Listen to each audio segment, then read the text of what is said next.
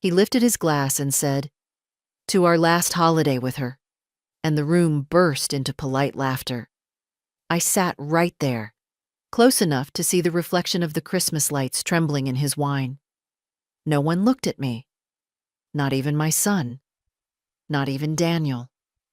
It's a strange thing to be erased while still breathing, still hearing, still holding the fork in your hand, as if you were part of the table.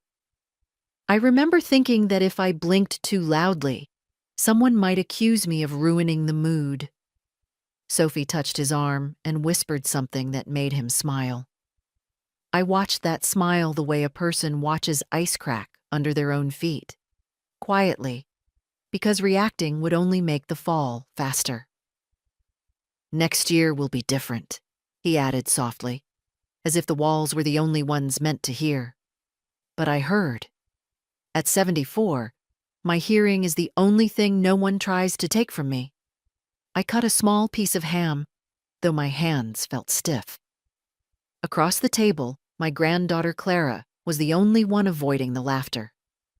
Her eyes darted toward me, wide and uncertain, as if she knew something and wished she didn't. I gave her a small nod, the kind that says, "Don't fuss over me, darling." I've survived worse storms than this one. The tree in the corner flickered, the way cheap lights do, and I wondered whether Daniel had meant for the flicker to distract from the cruelty in his voice. Probably not. Cruelty, when practiced long enough, becomes thoughtless. They were all so comfortable. Sophie passing plates, Daniel topping off glasses, his friends chatting, as though my presence was some seasonal decoration they'd outgrown but hadn't yet bothered to throw out. I looked at my hands. They used to be strong enough to lift my husband when his knees gave out in the last months. They used to scrub floors, stitch torn jackets, hold Daniel's feverish head when he was a boy who couldn't sleep without pressing his cheek against my shoulder. Those hands weren't trembling now. I was surprised by that. I kept waiting for the shaking, the heat behind the eyes, the sting of humiliation. Instead, there was a calmness, thin but solid, like the first layer of ice on a winter pond. Sophie's brother asked Daniel if the plan was still set for January. Daniel nodded quickly, too quickly, and took a sip of wine. A secret between men, spoken openly because the woman it concerned wasn't considered capable of understanding. I felt something inside me shift. Not break, not snap, just shift. A small internal click, like a lock turning in a long unused door. When dessert came, a cranberry pie I used to bake myself before Sophie decided her recipe was more refined, I tasted nothing. The voices blurred together, pleasant and distant. And still, no one looked at me. It wasn't until the plates were being cleared that Daniel finally met my eyes. A brief glance, almost accidental. I didn't smile. I didn't lower my gaze. I simply looked back, quietly, steadily, the way you look at a stranger who has forgotten he was once your child.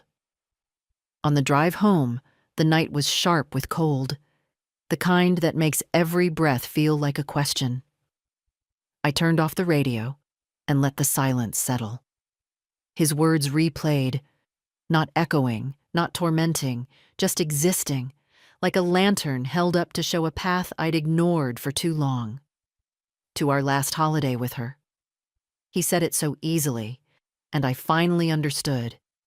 They had made plans for my life without me. And for the first time in many years, I felt something close to clarity. When I closed the door behind me, the house didn't greet me. Houses used to do that, you know, at least when someone you loved still lived in them. Now mine stayed quiet, like a room holding its breath. I set my gloves on the table, a little clumsily, and stood there for a moment, letting the warmth of the hallway seep into my fingers. Funny how the cold finds its way into places you thought were protected. I hung my coat on the hook Daniel made for me when he was 11.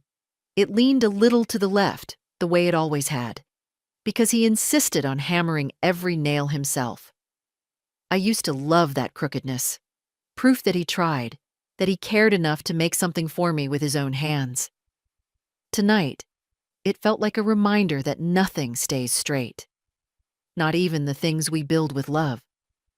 The living room lamp flickered when I turned it on, not unlike the Christmas tree lights at Daniel's house. I wondered if that was the way life aged.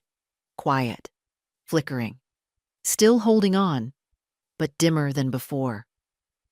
I sank into the armchair, the cushions soft from years of being leaned into after long days. My husband had died in that chair.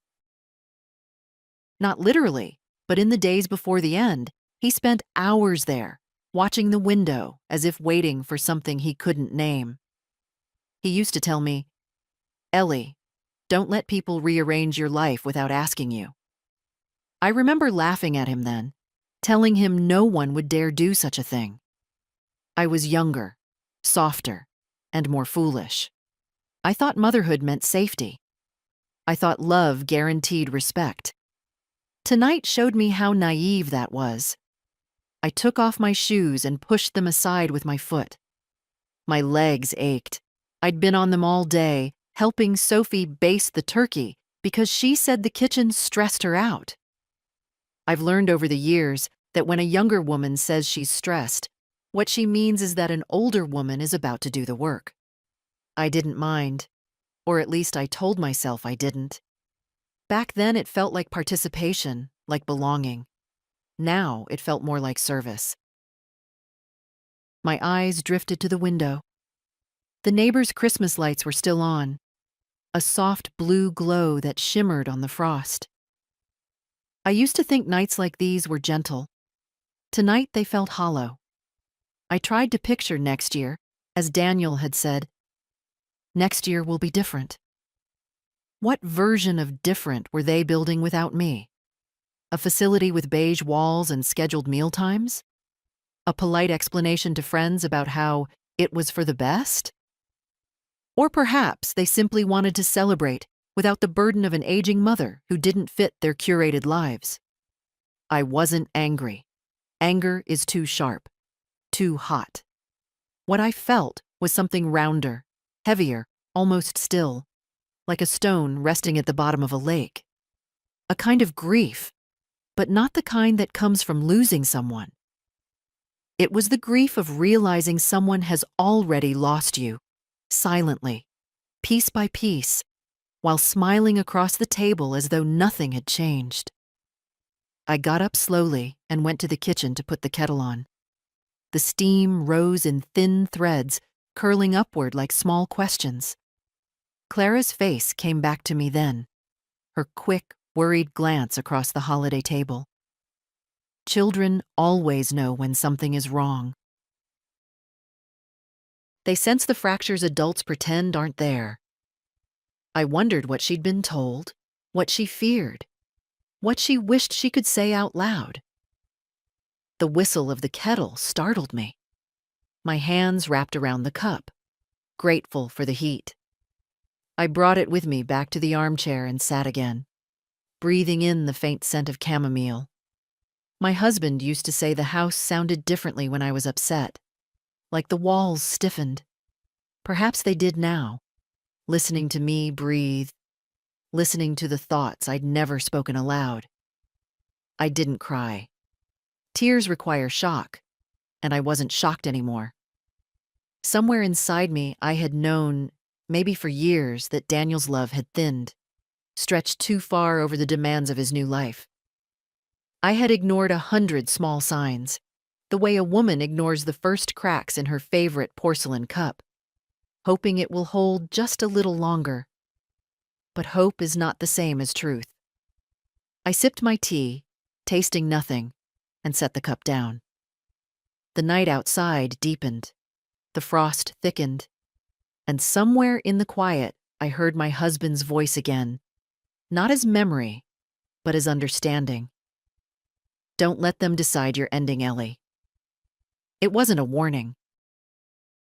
It was a reminder, and I sat there in the dim light, letting that reminder settle into me, slow and steady as breath. Clara called the next afternoon, her voice soft in that way young people use when they're afraid the truth might bruise someone. I was folding laundry at the kitchen table, the way I always do when I need to keep my hands steady. The phone vibrated, and her name lit up the screen. For a moment, I considered letting it ring, not because I didn't want to hear her, but because I wasn't sure I could keep my voice from betraying something I hadn't yet named. "Grandma?" she said, barely above a whisper. "Can you talk?" I told her yes, though my throat felt thick. She hesitated, long enough for me to hear the quiet tapping of her fingernail against the phone. She used to do that as a child when she was nervous before school recitals. "I just wanted to check on you," she began. "Last night was weird. Weird. Children soften everything. If she had been my age, she would have called it what it was, cruel. But Clara was 16, and 16-year-olds still believe families don't fracture unless someone slams a door. I didn't correct her. I simply said, "Yes, dear, it was." She inhaled sharply.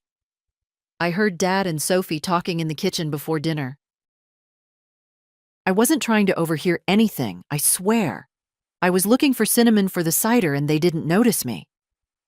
My fingers froze around the towel I'd been folding. I didn't breathe. I just listened. "They were talking about January," Clara said faintly. "About you, moving, about how it needs to be done before something happens, and how they'll handle the paperwork. Dad said he didn't want to tell you yet because you'd make it emotional." Her voice tightened. "He said you'd make things complicated." I closed my eyes for a moment. It was strange, the way grief could be so quiet, so still, that even a child's voice felt loud against it. I didn't feel surprised. Not anymore. But hearing it spoken aloud by someone who loved me, someone not yet hardened by adult logic, made the truth sit heavier. "Did they say where?" I asked. "A place called Maple Hills Assisted Living," she whispered, as if naming it made it real.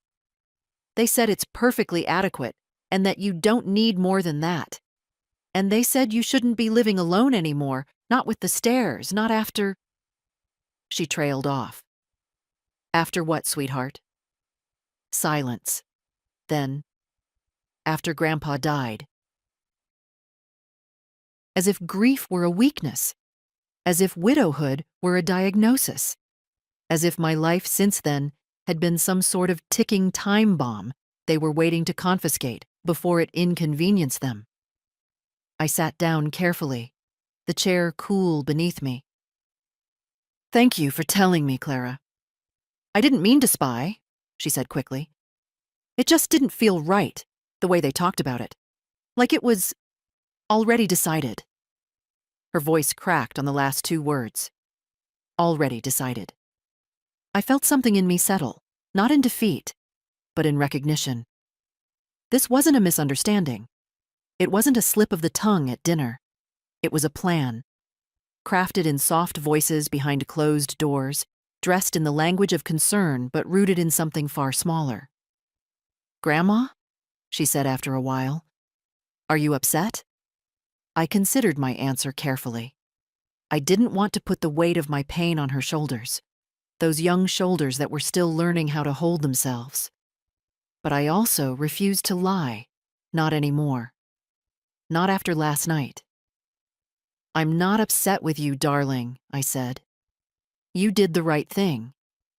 You told the truth." "But they should have told you," she insisted. "They should have talked to you first. You're not some problem to solve." Her voice wavered, and for the first time that day, a warmth rose in my chest that wasn't tied to hurt. "Thank you," I whispered. "That means more than you know." We spoke for another few minutes, safe, Ordinary things about school, about her art project, about how her best friend had dyed her hair blue and regretted it immediately. I let her talk. I let normalcy steady us both. When she finally hung up, promising to see me soon, the house fell quiet again. I looked at the neatly folded towels, stacked like little white decisions on the table. Clara's words echoed through the room, filling the empty spaces the way truth tends to when you finally stop pushing it aside. Already decided. The kettle clicked off behind me, though I hadn't remembered turning it on. The house didn't feel silent anymore. It felt awake, listening. So was I. The next morning I woke earlier than usual. Not because I'd slept well, sleep had come in fragments thin as tissue, but because something in me felt unsettled, like a drawer left slightly open. I made tea, buttered a piece of toast I barely touched, and tried to pretend that today was an ordinary day. At my age, ordinariness is a kind of prayer. But the quiet in the house felt different, expectant, as if it knew there were answers waiting to be found. I went to the hall closet, meaning only to look for an old scarf. Instead, my eyes landed on a familiar cardboard box on the top shelf, the one Daniel brought over 2 weeks ago. He'd said it was just paperwork he needed to sort through when he had time. I remember asking if it was safe to keep here. "Of course," he'd said, barely glancing at me. "You don't mind holding it for a bit, do you?" "I never mind," I had said. A mother rarely does. But now Clara's words echoed through me, and suddenly the box didn't feel harmless at all. I reached up slowly, steadying myself with the doorframe, and pulled it down. It wasn't heavy, just full enough to make a soft shifting sound, a sound like envelopes and folders brushing against each other. My fingers hesitated for a moment on the lid. It felt like trespassing, even though it sat in my home. But then I remembered the whispered plans, the clink of glasses, Daniel's careless toast. If they were planning my future, I was entitled to know what kind of future that was. Inside the box were neatly stacked documents in color-coded folders, blue, green, and a single red one. Daniel had never been organized as a child. Sophie must have put this together. She liked categories, structure, things that behaved neatly. People too. I opened the blue folder first.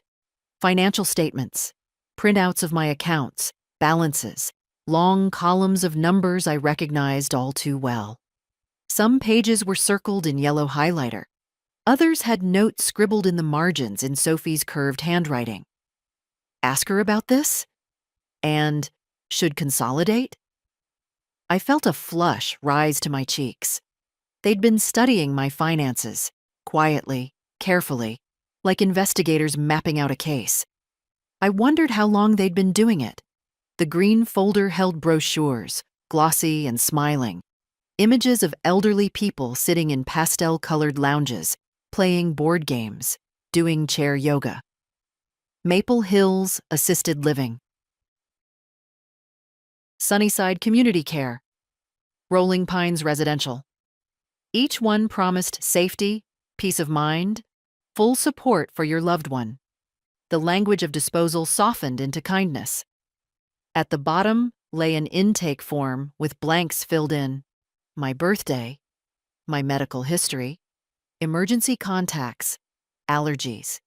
It was my handwriting in none of the spaces. I placed the papers down gently. It's odd how betrayal doesn't always arrive with shouting. Sometimes it comes printed on high-quality brochure paper with kind fonts and staged photographs. The red folder I left for last. Red is always for something final. Taxes, legal warnings, endings. My fingers trembled slightly as I opened it. Inside were emails printed out and clipped together. I read the first page. Regarding Mrs. Marsh's potential transition timeline. I blinked. Transition. Such a polite word for erasure. We can secure a room as early as mid-January, pending family approval of the payment plan. Below that, Sophie's printed reply. We agree mid-January would be ideal. We will handle the conversation with her. She tends to be emotional, so we'd prefer minimal involvement on your end. Emotional. How convenient that a woman's pain can be mislabeled until it becomes a justification. Another page. Daniel, please confirm whether your mother will bring her personal funds or if you'll require a temporary family payment arrangement until her accounts are accessible. Accessible. That word stayed with me longer than any other. I sat at the kitchen table. The documents spread out before me like pieces of a puzzle I'd been assembling unconsciously for years. All the little moments, the dismissive comments, the tightened smiles, the sudden interest in my medications, the advice about downsizing, the way Daniel handled my mail as if he were doing me a favor. Each one slid into place. They'd been preparing for this quietly, slowly, certain of my compliance. I swallowed, feeling the familiar ache in my throat, but the tears didn't come. They weren't needed. What I felt wasn't sorrow, it was understanding, a clear, steady understanding that arrived with the calmness of winter light. I gathered the papers back into their folders, smoothing each one carefully, as though even betrayal deserved to be treated gently. I put them back in the box and set it on the table. Then I made fresh tea, stronger this time. My hands no longer trembled. If they had planned so much without me, then I too would have to plan, only differently, quietly, with the same patience they thought belonged to their advantage. The kettle hissed, and I poured the water slowly, letting the sound fill the kitchen. I wasn't emotional. I was awake. I left the box on the kitchen table and walked into the living room, needing space between myself and those folders.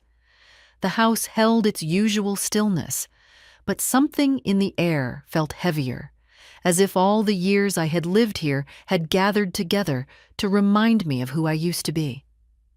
I sat down slowly, folding my hands in my lap, and let the memories come, not as scenes, not like the movies people imagine older women replay in their heads, but as quiet truths layered inside every object around me.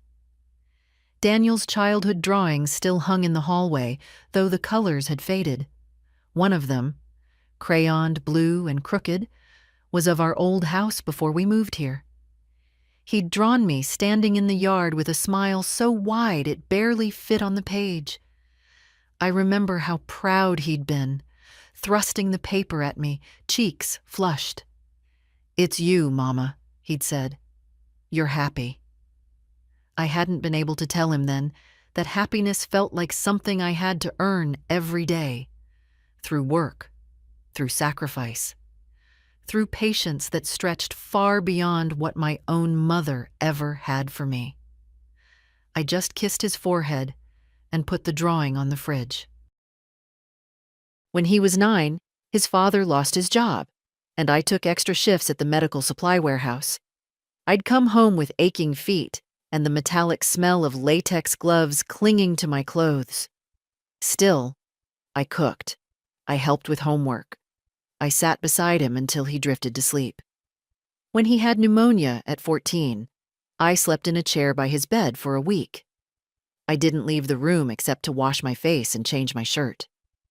Later, when college came, we sold my husband's fishing boat to cover Daniel's last semester. "I'll pay you back," he'd said, but I never asked. A mother doesn't think of help as debt.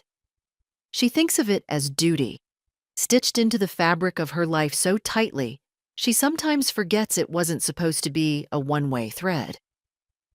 I looked at the mantelpiece. Photos of graduations, birthdays, snapshots of Daniel holding Clara as a baby. In every picture, I was there too, somewhere in the background, smiling. Sometimes holding a tray of food, sometimes standing just off to the side. Always near enough to support, never close enough to be seen. There were other moments too, buried deeper. The phone call when he and Sophie announced they were buying their first house, how they'd asked if I could help with the down payment, just until taxes come in. The car repair they insisted was an emergency. The time they needed childcare for 3 weeks while Sophie trained for her new job. Every request came wrapped in urgency, but never in gratitude. I told myself it didn't matter, that helping them was simply part of growing old. But now, looking at those folders, I realized all those years of giving had turned into expectation. Not love, not respect, expectation. My husband used to say, "Ellie, generosity is only noble if it's seen as a gift. If they treat it like a right, it becomes servitude." I used to laugh, thinking he was exaggerating, but now his words pressed against me, slow and heavy, like thawing ice sliding off a roof. I walked to the bookshelf and touched the spine of his favorite novel. The page edges had curled from years of being read and reread. He had lived with such quiet integrity. He paid back every borrowed tool, thanked every kindness twice, believed that respect was the simplest form of love.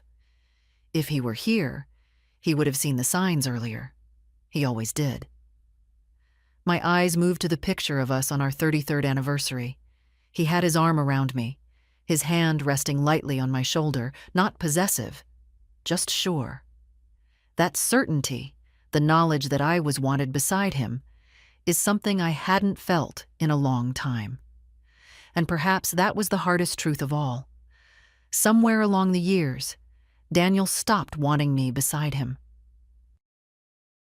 He wanted what I could give, what I could carry, what I could soften or solve. But not me, not my presence, not my voice, not even my company on Christmas Eve. I sat back down, letting a long breath settle in my chest. The papers in the kitchen weren't just documents. They were evidence of a story I hadn't realized I was living. A story in which I was no longer a character, only a responsibility being transferred from one folder to another. But I was not a folder. I was not a line item. I was not a decision made in whispers. I was Eleanor Marsh, wife, mother, grandmother, worker, woman. A woman who had loved deeply, given freely, endured quietly. And now, finally, a woman who saw the truth without blinking. The room felt different as I stood up, not brighter, not warmer, but clearer.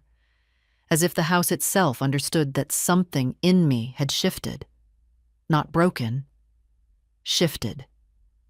I walked back toward the kitchen, toward the box, toward whatever would come next. I didn't plan to go to the bank that morning. I hadn't planned anything at all. But when I woke, the decision was already there, quiet and solid, like a chair someone had placed beside my bed during the night.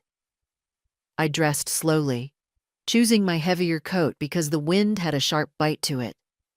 At 74, you learn to respect the cold. It punishes arrogance. The box still sat on the kitchen table where I'd left it. I didn't open it again. I didn't need to. The truth inside it had already settled into me, pressed into my bones the way winter air presses into old window frames. I poured myself a cup of coffee, drank half of it, and then set the mug down with a steadiness that surprised me. I wasn't trembling. Rage shakes. Fear shakes. But clarity is still. When I stepped outside, the sky was a pale, uncommitted gray, the sort that never decides whether to snow or simply brood. My boots crunched softly on the frost as I walked to the bus stop. I could have called a car, but I wanted the time between here and the bank. Time to think without thinking, to let my mind settle the way snow settles on an untouched lawn. There were only 2 other passengers. A young mother with a toddler bundled like a small astronaut, and an older man who nodded at me in that polite way of people who recognize their own age in someone else's posture. I nodded back. He didn't know it, but the gesture helped steady me. When I reached the bank, the warmth inside hit me in a wave, too strong, almost artificial. The young receptionist greeted me with practiced brightness. "Good morning, Mrs. Marsh. How can we help you today?" I'd forgotten how small-town banks treat longtime customers like local relics, fragile, harmless, incapable of surprise. "I'd like to speak with someone about my accounts," I said. She blinked, still smiling. "Of course.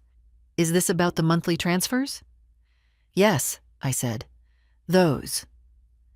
A few minutes later, I was sitting across from a man named Patrick.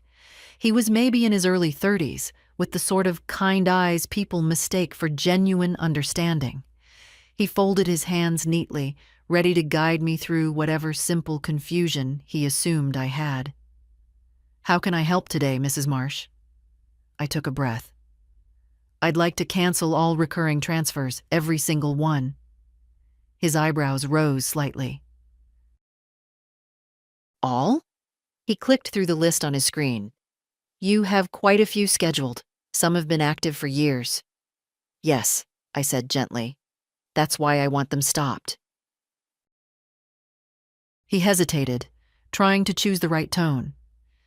"If I may ask, has there been a change in your financial situation?"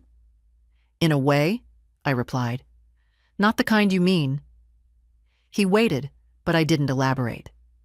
Some truths belong to those who live them, not to strangers paid to nod sympathetically. He cleared his throat. "Well, of course we can process that. I just need to confirm that you understand the impact. Some of these transfers cover loans, insurance policies, tuition." "I understand," I said. "Cancel them." His fingers hovered over the keyboard. "Immediately?" "Yes, immediately." There was something almost reverent about the way he pressed the final key, as though he sensed that an unseen chord had snapped. Behind his polite professionalism, I thought I glimpsed a flicker of respect. Not everyone has the courage to sever what has held them for so long. I signed a small stack of papers, my name steady in each signature. Eleanor Marsh. The letters flowed easily, like a river remembering its own shape. When we were finished, Patrick walked me to the front desk. "If you need any assistance in the future," he said, "we're always here." I nodded. "Thank you." Outside, the wind had picked up, but it didn't feel cruel. More like a reminder that the world kept moving, whether or not people paid attention. On the bus ride home, I watched the town pass by. The grocery store where Daniel had clung to my coat at age 5. The pharmacy where I'd bought Sophie prenatal vitamins when she was too sick to drive. The park where Clara learned to ride her bike before her parents decided they were too busy to take her. Memories everywhere, layered like old paint. But none of them hurt the way they might have yesterday. Maybe because I finally understood something I should have learned long ago. Love is not proven by sacrifice alone. It must also be received with care. When I walked back into my house, the air felt warmer, less heavy, as if some long-held breath had finally been released. I hung my coat, sat at the kitchen table, and looked at the box of documents. The papers inside no longer frightened me, because now I knew they weren't the end of my story, only the end of letting someone else write it. The first sign that something had shifted came that evening, just after sunset. The house had settled into its usual winter quiet, the kind that sits gently around the edges of a lamp's glow. I was knitting by the window, not because I needed a scarf, but because the steady rhythm kept my thoughts from tightening too much. The phone buzzed once on the table, then again, and again. At first I ignored it. For years, the phone had been an instrument of requests, not conversation. But after the fourth vibration, I glanced over. 3 missed calls from Daniel. One from Sophie. A text from an unfamiliar number that turned out to be Clara's school. Payment unsuccessful. Please update billing information. I stared at it for a moment, the needles still in my lap. So the bank had done its work quickly. A strange calm washed over me. Not satisfaction, not triumph. Something simpler. Acknowledgement. The way a body feels when it finally stops carrying a weight it should have set down long ago. The phone buzzed again. This time I let it ring. Daniel's name lit the screen, pulsing with each vibration. I didn't move to answer. The room felt too still, too honest for a conversation filled with urgency he hadn't shown before today. After the ringing stopped, a text appeared. "Mom, something's wrong. The mortgage didn't go through. Did you switch banks or something?" I exhaled slowly, knitting yarn falling loosely between my fingers. Mortgage. I remembered the day I signed that first check, the excitement in his eyes, the gratitude he expressed so quickly it felt rehearsed even then. I had told myself it was joy. Now I wasn't so sure. Another message came. "Mom, please call me. This looks serious." Serious. Only now. Not when they made plans about my life behind closed doors. Not when they discussed me like an obligation. Not even when he toasted to our last holiday with her. No, serious only meant financial. I set the knitting aside and stood, stretching my back. The ache there was familiar, almost comforting. When the body hurts, at least you know where the pain is coming from. As I walked into the kitchen, the phone buzzed again. Sophie this time. "Eleanor, hi. We think something went wrong with your bank. Could you please sort it out? It's causing a lot of issues on our end." Her messages always had that brittle brightness, like a hostess trying to hide chipped china. I made myself tea, letting the kettle whistle a moment longer than needed. The sharp sound cut through the quiet in a way that felt cleansing. By the time I sat down with my cup, 2 more messages had arrived. Daniel. The insurance payment bounced too. "Mom, this isn't like you. Are you okay?" Daniel, again. "Please answer."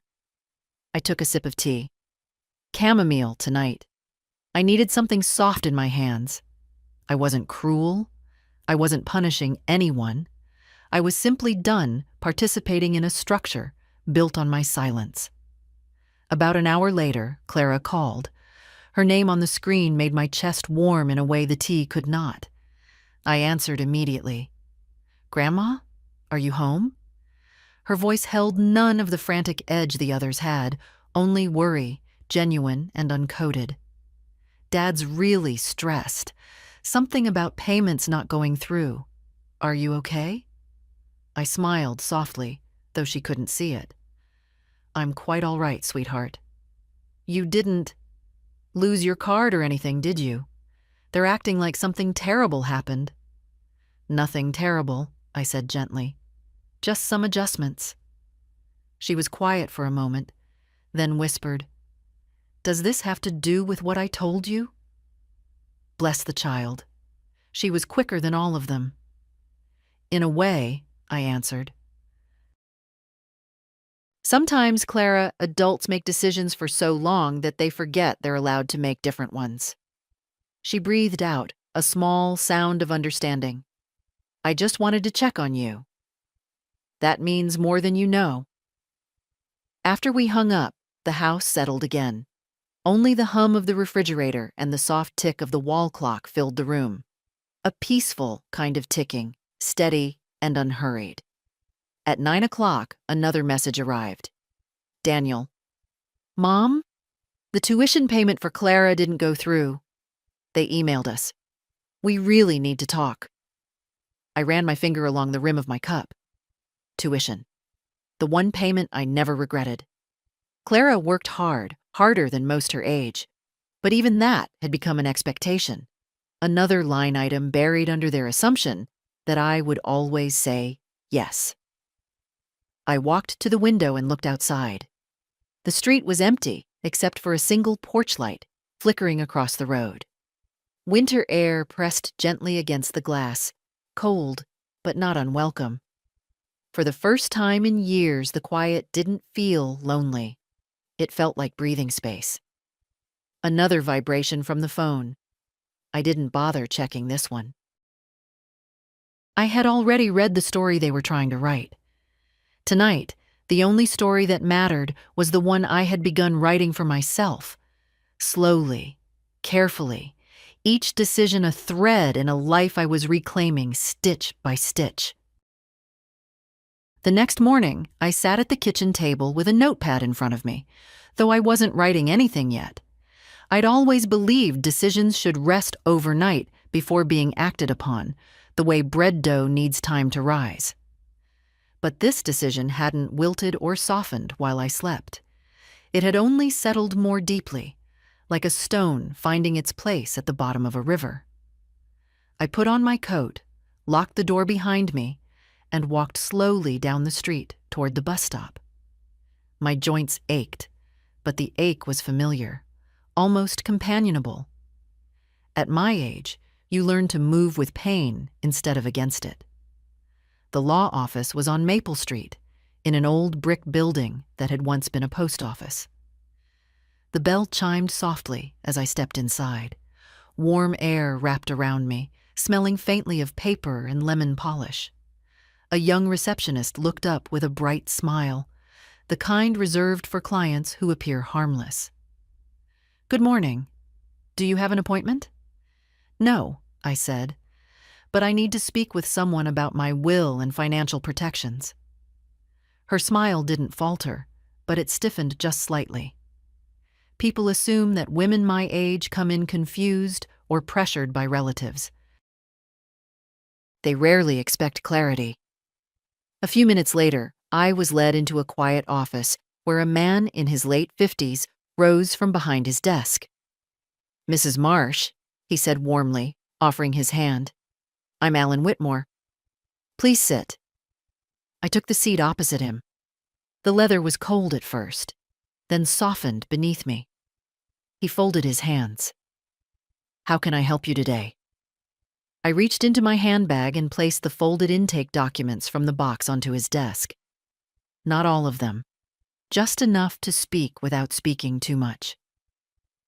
"My son and daughter-in-law have been making plans about my future," I said calmly, without informing me. Alan's eyes sharpened, but he didn't interrupt. "I want to revise my will, and I want to protect my assets. I'd also like to ensure no one can access my accounts or make decisions for me without my consent." His nod was slow, deliberate. "You want autonomy secured, financially and legally." "Yes," I said. "Exactly." He opened a folder and began making notes. "We can revoke any previous power of attorney, establish a new one if you choose, and structure a trust that distributes funds according to your terms, not family expectation." Family expectation. Such a polite phrase for entitlement. I let out a breath I hadn't realized I was holding. "I'd like my granddaughter Clara to be the beneficiary of a separate trust," I said quietly. "She's the only one who's shown concern without asking for anything." "That can be arranged," he said. "And your son?" I paused. The question wasn't cruel. It was necessary. Still, the air felt thicker as I considered it. "My son will receive what I choose," I said finally. "Not what he assumes." Alan gave a small, approving nod, the kind men give when they recognize backbone in someone who has been underestimated. He explained each document carefully, not with the slow, patronizing tone many people use with seniors, but with respect. Real respect, the kind that listens. I asked questions. I clarified details. I made choices deliberately, not rushed by emotion. When he slid the forms toward me, my hand felt steady. Signing my name had never felt like an act of self-preservation before, but today Each loop of the pen felt like reclaiming a room in my own house. When everything was arranged, Alan stood and offered his hand again. "You're doing the right thing, Mrs. Marsh." "I'm doing the necessary thing," I corrected softly. Outside, the wind had picked up. My scarf fluttered against my coat, but I didn't fasten it right away. The cold on my throat felt bracing, almost refreshing. I waited for the bus with my documents pressed neatly in my handbag, the sky a pale winter blue overhead. On the ride home, I watched frost gather along the window's edge. The town passed by in familiar shapes: rooftops, bare branches, a woman walking a small dog who tugged eagerly at its leash. Ordinary life, continuing.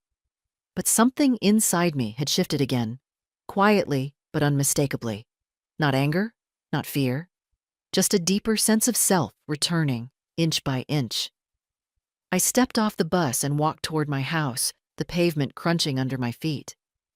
Nothing around me had changed, but I had. Daniel showed up the next evening, long before I expected him. I heard the car door slam with more force than necessary, that old, familiar sign of his impatience. When he was a child, he used to stomp his feet the same way when things didn't go as he'd planned.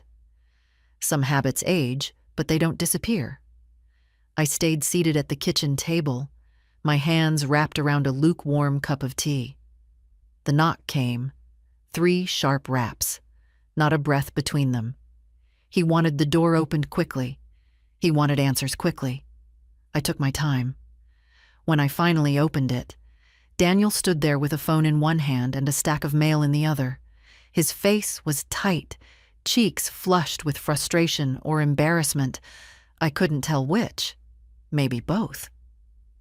"Mom," he said, stepping inside without waiting for an invitation. "We need to talk." He walked straight to the kitchen, as though the house were still his childhood home where he could come and go as he pleased. I followed at my own pace. He set his phone on the table, scrolling urgently. "Everything bounced," he said. "Everything. The mortgage, the insurance, Clara's tuition, the car payment. The bank says you canceled the transfers." "I did," I answered simply. He blinked, as if expecting more. "Why?" "Because they were no longer appropriate." The silence that followed had a shape to it. Wide, heavy, stretching between us like a frozen lake. "Mom," he said slowly, lowering himself into the chair across from me. "If you're confused or overwhelmed, you should have talked to us first." I almost laughed. Confused. Overwhelmed.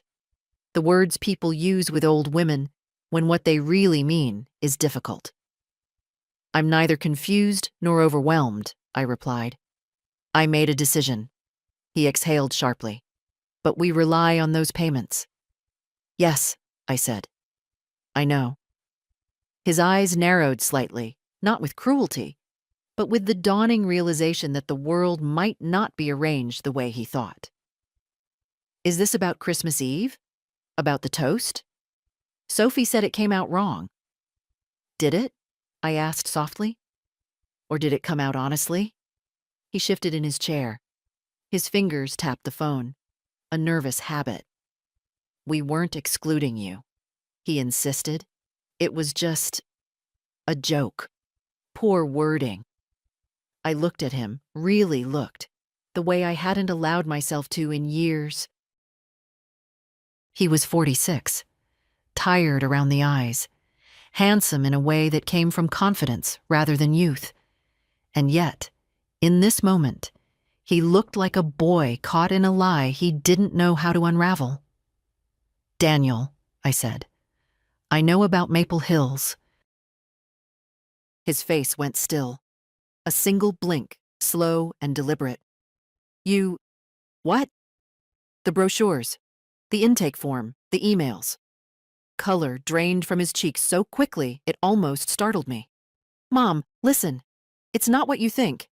We were only exploring options. You live alone."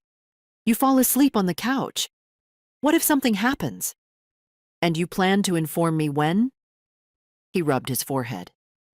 When things settled. We didn't want to upset you. Upset me.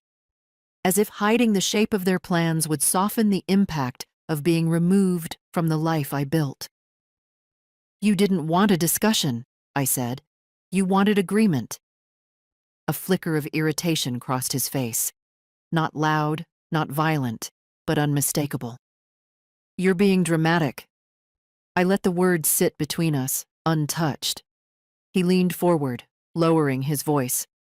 We were trying to help you. You're 74. You shouldn't be managing everything alone.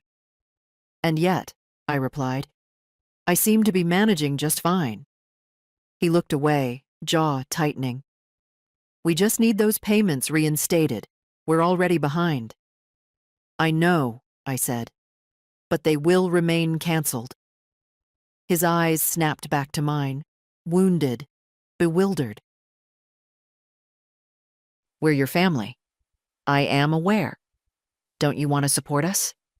I have supported you, I said gently, for decades, often at the expense of myself. I paused. But support without respect is servitude, and I am done serving. Daniel pushed back his chair and stood abruptly. For a moment, I thought he might leave without another word, the way he used to storm off as a teenager. But he didn't. He stood there, breathing hard, anger shadowing something much softer underneath. Mom, he said, voice tight, you're making a mistake. Perhaps, I replied, but it will be my mistake, not yours. He stared at me for a long moment, as if seeing me for the first time, not as the woman who filled in every gap of his life, but as someone who had quietly stepped out of his control. He picked up his phone, slipped it into his pocket, and walked toward the door.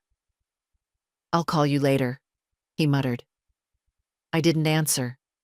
I simply closed the door behind him, gently, without anger. The house settled into silence once more, a silence that felt, for the first time, like mine. Sophie arrived the next afternoon, which surprised me only slightly. She wasn't the type to leave unpleasant matters to unfold on their own. Daniel stormed. Sophie organized. I saw her through the window, stepping briskly out of her car, smoothing her coat, collecting herself the way people do before entering a room where they hope to win. I opened the door before she knocked. She blinked, startled for a moment, then composed herself. Eleanor, she said, her smile tight around the corners. We need to talk. I assumed as much, I replied, stepping aside. She walked in with the kind of purposeful stride one uses in boardrooms or staged kitchens during holidays, confident, rehearsed. She sat at the table, crossing her legs neatly, placing her purse beside her like a prop. I'll be direct, she began. Canceling those transfers caused significant stress for Daniel. For all of us. We're juggling too much right now to handle surprises like that. Her tone suggested that my choice was a misbehavior, a breach in the order she curated. I folded my hands in my lap. I'm sorry for the stress, I said. But the decision stands. She exhaled sharply. Eleanor, you can't just cut us off financially without warning. It's irresponsible. That word. Irresponsible. After years of doing everything they asked, quietly, reliably, she had the audacity to use that word. Sophie, I said, I'm not obligated to fund your household. She leaned forward, incredulous. We're not asking you to fund us. These were shared commitments. Shared implies agreement, I said. I was never asked, only expected. That gave her pause. But only for a moment. Daniel told me you found some paperwork, she said carefully. About Maple Hills. I didn't respond. Her eyes flickered. Relief that I didn't deny it. Annoyance that I didn't take the bait to argue. She clasped her hands. You misunderstood. It was exploratory. We're concerned about your safety. You live alone. You forget things. I raised an eyebrow. What have I forgotten? She hesitated. That was the problem with rehearsed speeches. They crumble when the audience doesn't play their part. Well, she said, little things. Daniel mentioned the time you left the stove on. I turned it off 5 minutes later, I said. I remember, because the smoke alarm chose that day to remind me of its existence. She flushed, but pushed forward.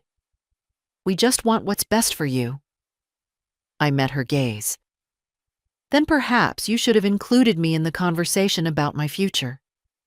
She opened her mouth, then closed it again. Her composure slipped, just slightly. A crack in polished porcelain. You don't understand how much pressure we're under, she said, softer now. Daniel's job is unstable. Clara's tuition is expensive. The house repairs never end. We've been carrying everything for years. Years, as though I hadn't carried them far longer. You've had our help, she added. Support. We've been there for you. The quiet in the room deepened, pressing at the edges of her words. What help? I asked. Not angry, simply curious. Well, holidays, rides when you needed them, picking up groceries at times. Groceries I paid for, I reminded her gently. She stiffened. That's not the point. But it was. It always had been. I watched her sit there, struggling to assemble a justification that fit neatly into the narrative she carried. A narrative where I was aging, fragile, dependent. Where their decisions for me were kindnesses. Where my compliance was gratitude. It would have been easier, she said suddenly, if you'd just told us you were feeling insecure. Insecure, I repeated softly. No, I'm not insecure. I'm simply no longer willing to be unseen. That unsettled her more than anything else I'd said. She looked down at her hands, then back at me. So, what now? She asked. Now, I said, I will make my decisions, and you will make yours. She stood abruptly, collecting her purse. Daniel won't like this. Daniel, I replied, will have to learn to live with things he doesn't like. She moved toward the door, stiff and silent. At the threshold, she turned, as if expecting me to soften, to offer her the reassurance she'd always taken for granted. I didn't. She left without another word. The house grew quiet again, not hollow, not tense, just quiet. A quiet that felt honest, even necessary. I sat back at the kitchen table, letting the stillness settle around me like a blanket. A soft, steady kind of solitude. One I chose. Clara showed up just after 5. I heard her footsteps on the porch, lighter than Sophie's, quicker than Daniel's. And when I opened the door, she stood there with her backpack still slung over one shoulder, cheeks pink from the cold. Grandma? She said, breathless. Can I come in? I stepped aside. She walked straight to the kitchen, dropping her backpack by the chair she always chose. She looked around the room the way children do when they're checking that the world hasn't shifted more than they'd feared. I heard Mom and Dad arguing, she said quietly. About you. I set a cup of tea in front of her, though I knew she wouldn't drink it. Her hands were trembling, not from cold. She was young enough that weather didn't rattle her bones, but from confusion, worry, that fragile in-between space where a child begins to see her parents clearly for the first time. What did they say? I asked, sitting down. She pressed her palms together. Mom said you're being unreasonable. Dad said you're acting out of spite. Her face tightened on the word. They said you're making things harder than they need to be. I let the words drift between us for a moment. I didn't want them to sting her, though they hadn't stung me. Not anymore. And what do you think? I asked. She looked at me then, truly looked, eyes wide and bright and wounded by the world she was trying to understand. "I think," she whispered, "they're scared, and when they get scared, they pretend they're in charge." A small smile tugged at my mouth. "You're a perceptive girl." She nodded, then hesitated. "Grandma, are you really okay? I mean, truly okay? I don't care about the money stuff. I care about you." Her voice wavered in a way Daniel's never had. His concern, when it appeared at all, came coated in his own needs. Clara's concern came bare.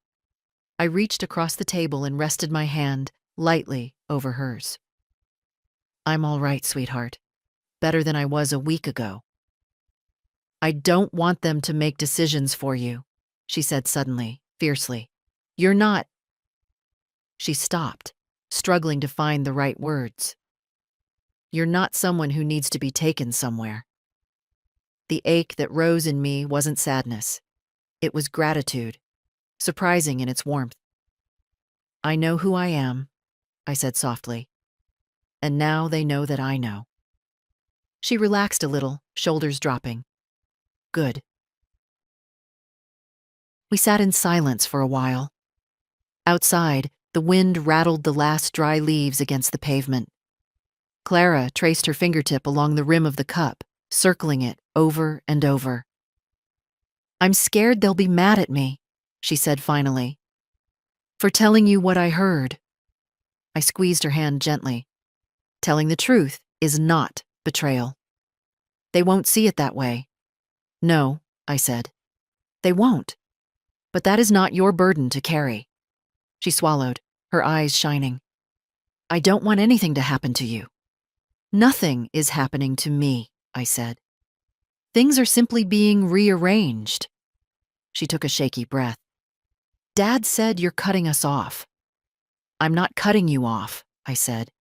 "I'm establishing boundaries. That's different." "But they're angry." "Yes," I said. "People often get angry when the rules they wrote stop applying." She looked down at her hands, and for the first time since she arrived, she seemed very young to me. 16 is an age where truth comes as sharply as adulthood, but without its armor. "I wish they understood you the way I do," she said. I brushed a stray curl from her forehead. "Perhaps one day they will." "Understanding often arrives late." She let out a small laugh, soft and sad. "I hate when they talk about you like you're fragile." "I am aging," I said, "but I am not breakable." She nodded slowly. "I know." We talked a little more, about school, about the art contest she wanted to enter, about her friend Lily, who'd just gotten her heart broken for the first time and was convinced she'd never love again. Ordinary things. Gentle things. When she stood to leave, she hugged me tightly, her arms wrapped around my shoulders with a sincerity adults often forget how to give. "I'm on your side," she whispered. "I know, darling." She pulled back, eyes bright, and managed a small smile before slipping out into the cold evening. I watched her walk down the porch steps, shoulders squared, chin lifted slightly. A child, yes, but one who had inherited something from me after all. A quiet kind of strength. Daniel and Sophie invited me to dinner 2 nights later. The message came through Clara. Of course it did. They knew I wouldn't ignore her. She said they just wanted to talk, which usually meant they wanted to convince, correct, or contain. Still, I agreed. Not out of obligation, but because silence only protects people who hope never to be held accountable. Their house was warm when I entered, warmer than necessary, as if they'd tried to make the air itself welcoming enough to undo the past week. The table was set too neatly. Sophie stood by the stove stirring a pot with exaggerated calm. Daniel hovered by the doorway, hands in his pockets. "Mom," he said, nodding. "Thanks for coming." "I wasn't far," I replied. My voice sounded steady, even to me. We sat. No one spoke at first. The clink of silverware felt louder than it should have.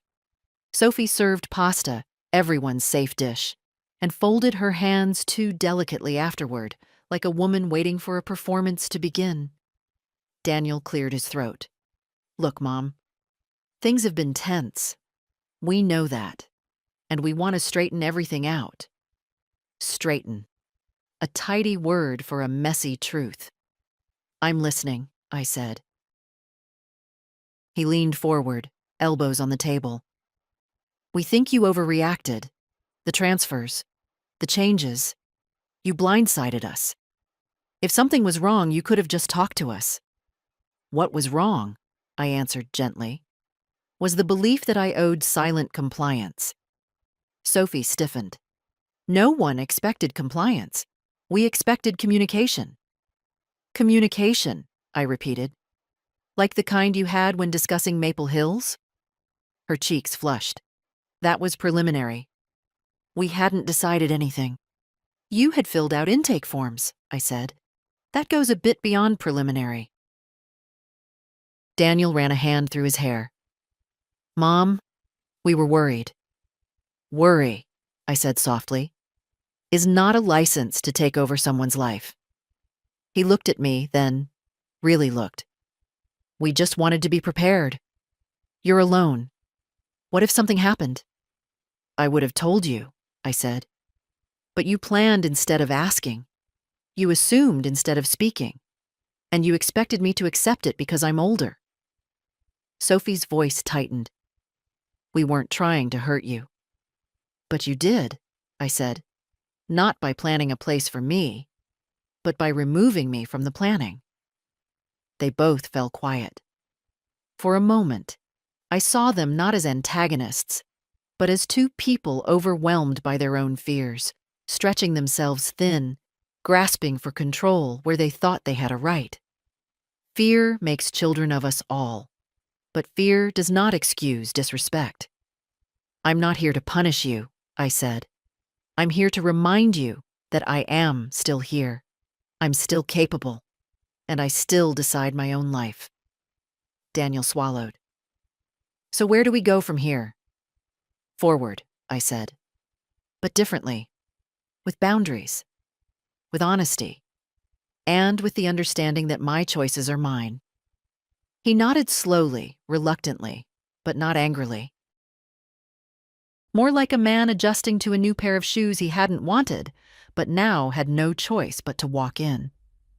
Sophie looked down at her plate. We just didn't expect this version of you. I met her gaze. This version has always been here. You just didn't notice. Dinner ended quietly. Not peacefully, not warmly. Quietly. As we stood to leave the table, Daniel put a hesitant hand on my shoulder, a touch that seemed to ask permission rather than forgiveness. I allowed it. Outside, the night was cold, the air crisp. I walked to the car Clara had driven, listening to the soft crunch of snow beneath my shoes. Some conversations don't fix things. They simply clear the ground so truth can stand. Daniel called the next morning, though his voice carried a different shape than before. Less anger, more calculation.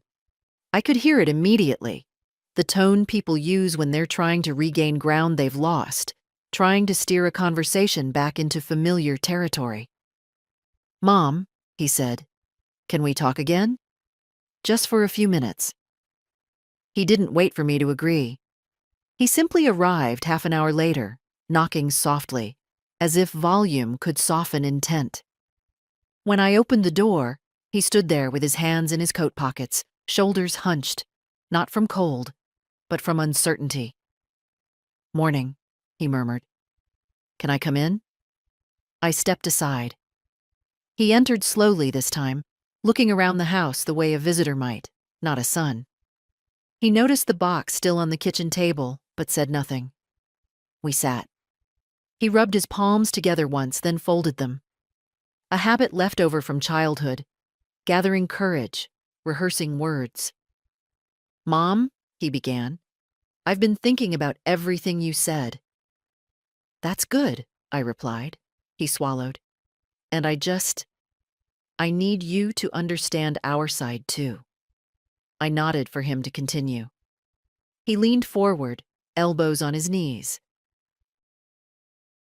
We weren't trying to take control of your life. We were trying to prepare for the future. You've always been the one who handled everything. You made things easy, and maybe we got used to that. But it wasn't malicious. Malicious. Another word that missed the point. I never accused you of malice, I said. Only disregard. He winced, subtle but clear. I guess I didn't realize how things looked from your perspective. That, I said softly, has been the problem for a long time. He exhaled and tried again. Mom, you've always been independent, strong, but you're still older now. We were worried about you. I didn't bother challenging the obvious. Age is not a crime. The crime is when people use it as permission. Daniel, I said, I appreciate concern, truly. But concern is an invitation to conversation, not a justification for secrecy. He nodded, though reluctantly. Silence stretched between us, long but not hostile. Then, as if he couldn't help himself, the real reason for his visit surfaced. The cancellations, he said quietly. They've put us in a difficult spot. We're behind on several things. If you could reinstate just a few of the transfers, for now, it would help stabilize everything until we regroup. There it was. Not hatred, not cruelty, dependency masquerading as entitlement. I looked at him steadily. No. He stared at me, confusion flickering into disbelief. Just until we get sorted out. No, I repeated, calm as breath. You've built your life around money that wasn't guaranteed. Now you must build differently. His jaw tightened, not in anger this time, but in a grief he didn't know how to name. We're your family, he said softly, almost pleading. I know, I replied. And I love you, but love cannot be used as collateral. He sat back, defeated. Not dramatically, quietly, the way a man sits when he realizes persistence will not change the shape of someone else's resolve. After a long moment, he spoke again, voice low. I never wanted things to feel like this between us. Neither did I said. But wanting doesn't erase truth. He nodded slowly, eyes on his hands. The silence that followed wasn't sharp. It wasn't warm either. It was the kind of silence that comes when people finally put down what they've been dragging. After a minute, he rose. I should go. I stood as well. He hesitated near the door, as though waiting for softness, for surrender, for something familiar. I gave him none of it, only honesty. Daniel, I said gently, you are capable of standing on your own feet. I raised you that way. It's time you remember. He closed his eyes briefly, then nodded without argument. Okay, he whispered. I watched him walk down the path, shoulders heavy, steps slow. Not defeated, just confronted with a version of me he'd never bothered to imagine. And the morning, quiet and pale, settled around the house like a truth at last spoken. I didn't expect the house to feel different after Daniel left, but it did. Not brighter, not warmer, just mine again, in a way I hadn't felt in years. I moved quietly through the rooms, touching things the way one touches furniture after rearranging it. The same, but not the same at all. When morning came, the light slanted across the living room floor in a soft, wintry sheet. I stood there barefoot, letting the cold from the wood seep into my skin. I used to dread that feeling. Today, it felt honest. Age settles into the body the way snow settles onto earth. Slowly, without asking permission, but not without beauty. By noon, I found myself doing something unexpected. looking at listings for small rental cottages outside town. It wasn't that I planned to move soon, but curiosity had a quiet persistence to it. What would it be like to choose a home not based on anyone else's convenience? A place shaped around peace instead of obligation.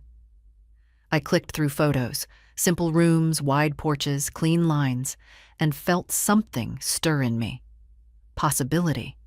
Not the urgent kind, but the kind that grows slowly, like moss on stone. Later that afternoon, Clara came by. She didn't knock this time. She opened the door the way she used to when she was smaller, carefully, tentatively, as if checking whether she was entering a dream. "Grandma," she called, dropping her bag on the chair. "Are you busy?" "Never too busy for you," I said. She sat across from me, pulling her knees up the way she always did when her thoughts were heavier than she wanted to admit. "Dad's been quiet. Mom, too. It's weird. The house feels tense." "I imagine it does," I said. Change rarely arrives politely. She looked at me with that steady, searching gaze. "Are you okay with all of this?" "Yes," I said. "More than okay, really." She nodded slowly, watching me. "You look lighter." I smiled. "Maybe I am." Clara swung her legs down and leaned her elbows on the table. "I wanted to ask something. Last night, when Mom said you were being stubborn, I told her she was wrong. I said you were being strong." She hesitated. "Was that okay?" "That was truthful," I said. "Truth is always okay." Her shoulders relaxed, and a small smile flickered across her face. "Good." We talked a little, about her classes, about a trip her art teacher was planning, about how she'd started sketching hands because she liked the lines and shadows. I listened, letting her voice fill the house the way warm air fills a room after the door has been closed against winter's draft. When she finished describing a painting she wanted to try, she looked around. "This house suits you," she said. "It feels steady." "It has been," I said. "But sometimes even steady things change." She tilted her head. "Are you thinking of moving?" "I'm thinking," I said gently. "Just thinking." She nodded, not pressing, not panicking, just understanding. The kind of understanding that doesn't require explanation. When she left, the house settled into its soft quiet again. I made myself tea and carried it to the window. Outside, a thin layer of frost coated the garden. The lavender bushes, brittle now, still held their shape. Even in winter, some things refused to collapse. I wrapped my hands around the warm mug and let the steam rise toward my face.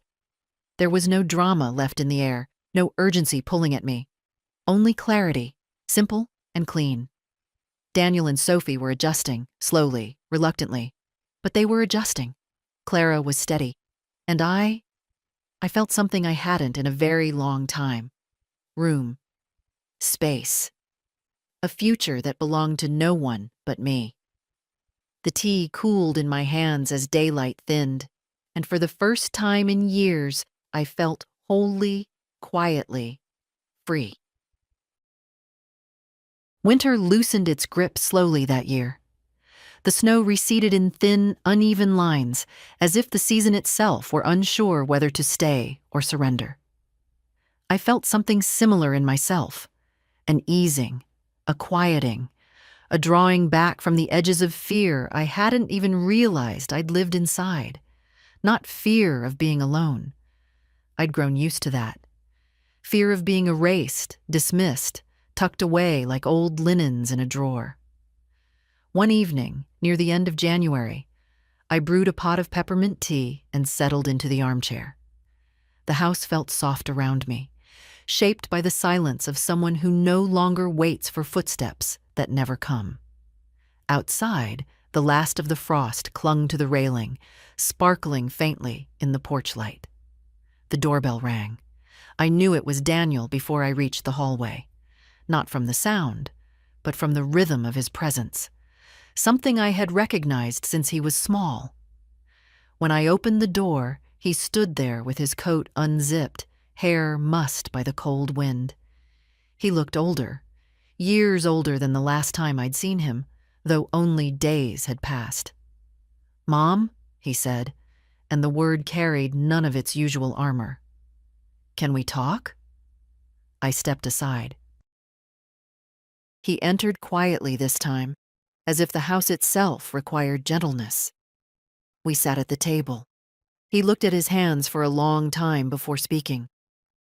"I've been doing a lot of thinking," he said, "about everything, about how I've treated you, how we've treated you."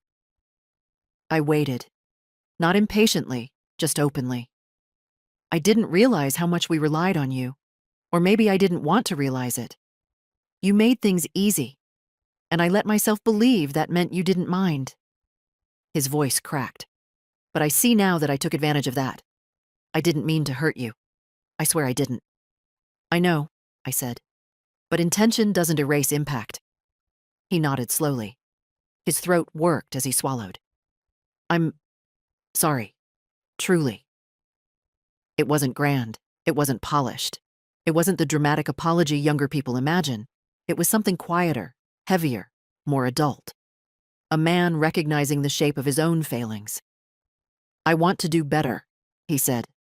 "Not because you withdrew support, but because I should have understood sooner." I studied his face, the lines around his eyes, the small tremor in his fingers, the vulnerability he was trying not to hide. "Then do better," I said, with honesty, with clarity, and with the understanding that I'm not a problem to solve, Daniel. I'm a person. Still. He nodded again, and this time his eyes shone. "I know. I truly do." We sat quietly after that. No need to fill the space with reassurances. Some truths simply rest where they land. When he finally stood to leave, he hesitated by the door. "If you ever need anything, truly need anything, I'll be here. Not because I expect something back, just because you're my mother." "That," I said softly, "is enough." He gave a small nod, the kind that comes from humility, not defeat, then stepped into the cold night, shoulders straighter than I'd seen in years. I watched him go, not with longing, not with regret, with something gentler, acceptance. Later, when the house settled again into its quiet, I walked to the window. The garden, still asleep beneath patches of frost, held the promise of spring. Renewal doesn't shout, it whispers.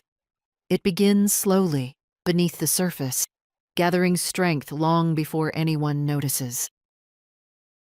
So do women like me. At 74, I finally understood something my husband had known long before I did. Dignity isn't granted by others. It is claimed, quietly, in the choices we make when no one is watching. I sat down with my tea, letting the steam warm my face, feeling the deep, steady rhythm of my own breath. If someone were listening, really listening, I would tell her this. You are allowed to reclaim your life. You are allowed to draw a line. You are allowed to choose yourself, quietly, firmly, without apology. And if your voice shakes when you begin anyway. That is how dignity grows back. One brave, quiet choice at a time.